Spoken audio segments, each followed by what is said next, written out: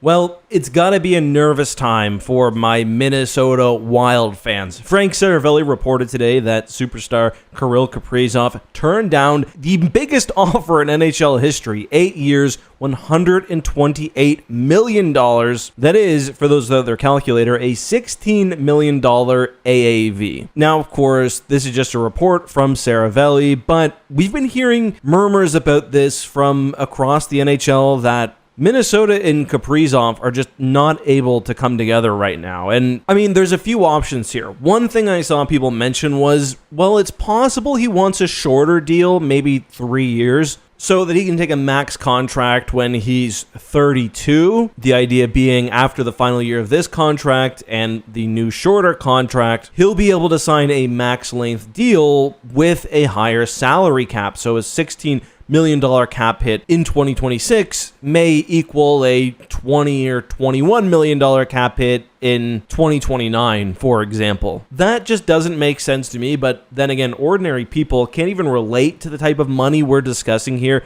I can never imagine the risk you take on, as we'll get to in a second, for what would ultimately be an, I don't know, extra 15% on the total value when you're already earning 9 figures. And there is a real risk there, because if you take a bridge deal or a shorter deal, there's obviously a potential of either you having a massive decline in your game or otherwise suffering an injury, which means you either may not get a new contract at all or the contract is significantly less. If it were me, I would take the max deal I can get right now, and it's very possible that's what he's going for, which brings us to our second option. The man simply does not want to play in Minnesota. Maybe he does not like what Bill Guerin has been cooking, and I don't know, as much as I hate to say it because I do like Minnesota, this to me is the more likely scenario. And that does seem to be how Wild fans are taking it. We also can't act like Kaprizov isn't a bit of a risk at a massive 8-year, $120 million contract. He said several leg and knee injuries.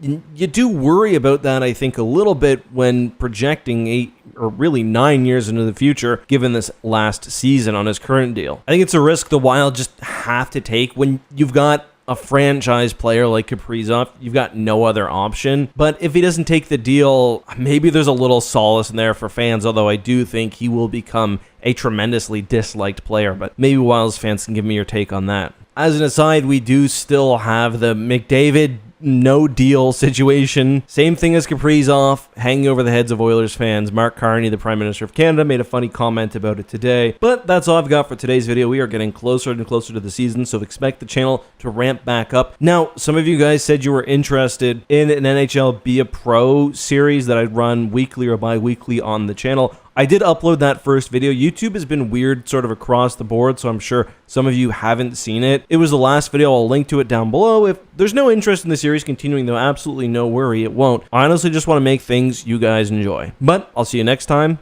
Bye-bye.